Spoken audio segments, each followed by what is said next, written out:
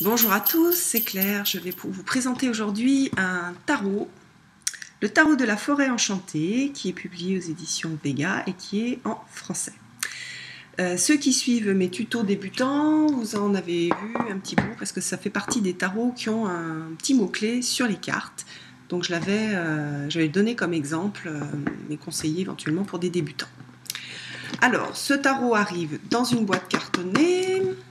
À l'intérieur, on trouve donc un livre. Voilà le livre qui est assez épais. On a 155 pages. Et puis les cartes divisées en deux dans une boîte.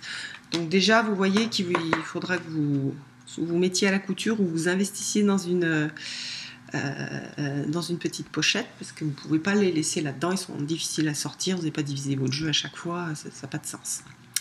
Alors, donc, ce jeu est un peu particulier parce qu'il a son propre univers, c'est-à-dire qu'il y a des cartes qui ont été renommées et il y a des significations aussi qui sont différentes parce qu'il est très axé sur le cycle des saisons, sur la nature, donc il a son propre univers. Donc typiquement, pour les débutants, c'est un jeu avec lequel vous allez travailler, mais il faudra prendre le bouquin d'accompagnement et pas commencer avec un bouquin général, sinon vous allez être perdu. Et puis pour les gens qui ont l'habitude de tirer les cartes, c'est intéressant aussi de découvrir un nouvel univers, c'est toujours enrichissant. Voilà.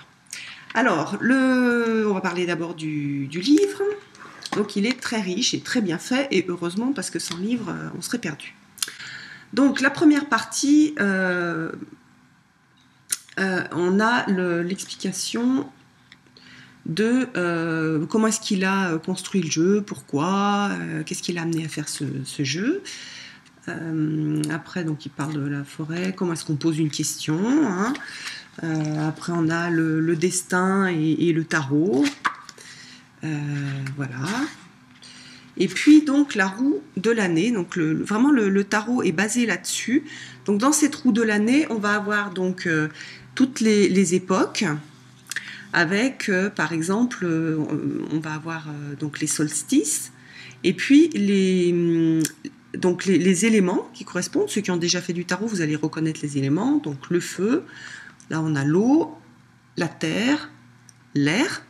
Et à chaque élément, comme dans un tarot classique, on a une suite qui correspond. Donc là, on n'a pas les suites bâton, épée,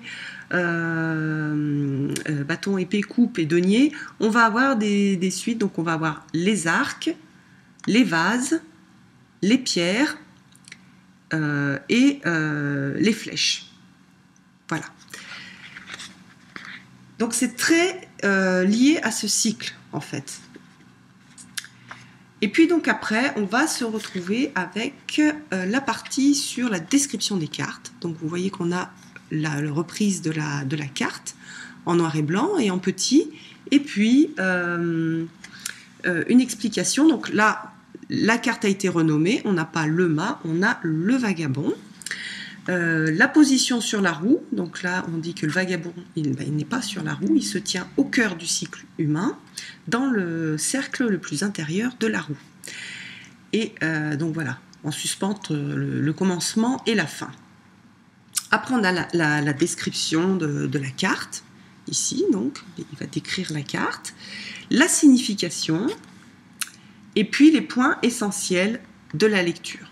Et enfin, c'est marqué donc racines et branches, mais en fait, ce sont des mots-clés, des petits mots-clés, qui vont préciser un petit peu cette carte.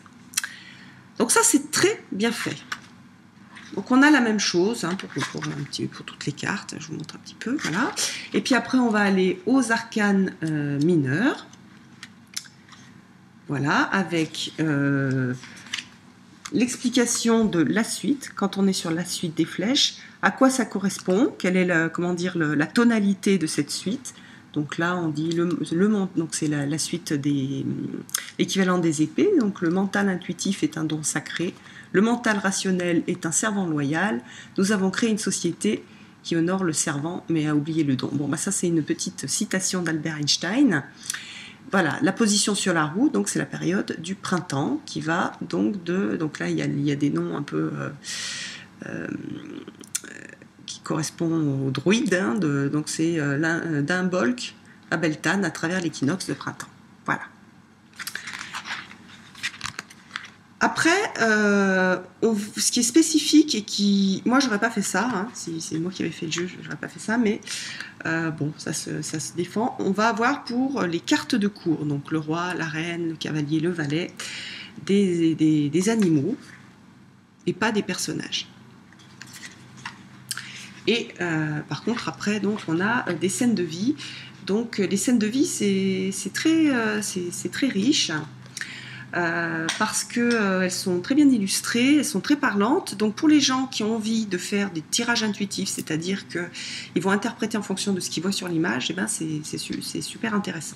Les cartes sont un peu plus grandes que les cartes de poker, voilà, elles sont plus hautes. Bon, ça c'est pas des cartes de poker, mais c'est la même taille. Et puis elles sont, ça j'ai bien apprécié, elles sont faites dans un carton assez épais. Voilà, c'est pas trop brillant, donc c'est bien, ça fait pas du tout de traces. Par contre, le dos, c'est pas terrible. Bon, ils auraient pu faire, je crois, un petit dessin ici, puis là, il y a le copyright. Bon, c'est dommage. Alors, je vais vous montrer un peu les cartes. Donc voilà, là, c'est le vagabond.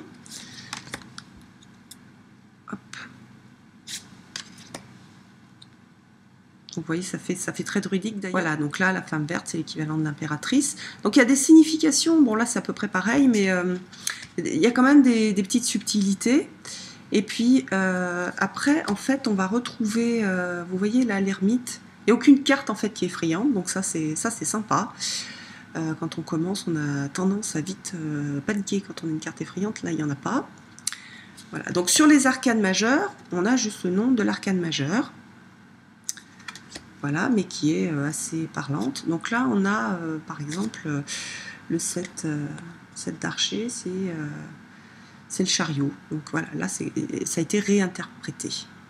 Mais en fait, moi, je pense que l'auteur, il a repris, il connaît bien le tarot, il a repris la signification, il a réinterprété avec sa propre philosophie, sa façon de voir les choses. Et c'est ça qui est super intéressant. Alors donc là, on est passé sur les arcanes mineurs et on a les cartes de cour, donc des animaux. Alors ça, voilà, ce que je disais tout à l'heure, je trouve ça moins parlant. Et par contre, on se retrouve avec des mots-clés sur les arcanes mineurs. Voilà, donc maintenant, donc c'est l'as de pierre, c'est la base de la vie. Donc vous voyez, les cartes sont très parlantes et le petit mot-clé est bien en rapport avec la carte. Là, on voit l'ennui, c'est l'équivalent du 4 de coupe, hein, c'est le 4 de vase. On voit une jeune femme qui s'ennuie. C'est vrai que c'est une des interprétations, enfin c'est l'interprétation principale de cette carte.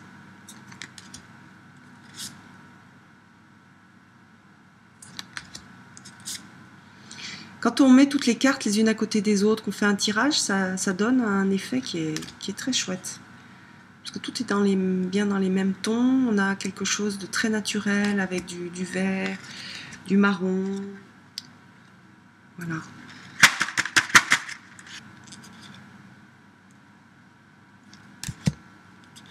Là, on repart sur les arcanes majeures. Vous voyez, la mort, c'est le gardien. D'ailleurs, la signification est un petit peu différente. La tour.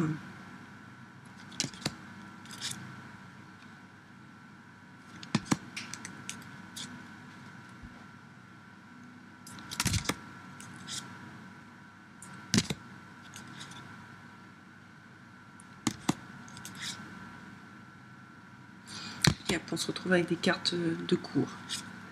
Voilà, un roi, une reine. C'est dommage qu'ils aient fait des animaux parce que les cartes de cour, c'est difficile déjà à interpréter. Et bon, les personnes qui font un peu de chamanisme, qui ont l'habitude de donner des personnalités, un peu des, comment dire, peu un sens à chaque animal, une énergie qui a l'habitude de trouver l'énergie de l'animal, ils vont s'y retrouver. Les autres, ils vont avoir peut-être un peu plus de mal. Voilà, typiquement, ça, c'est quelque chose qu'on...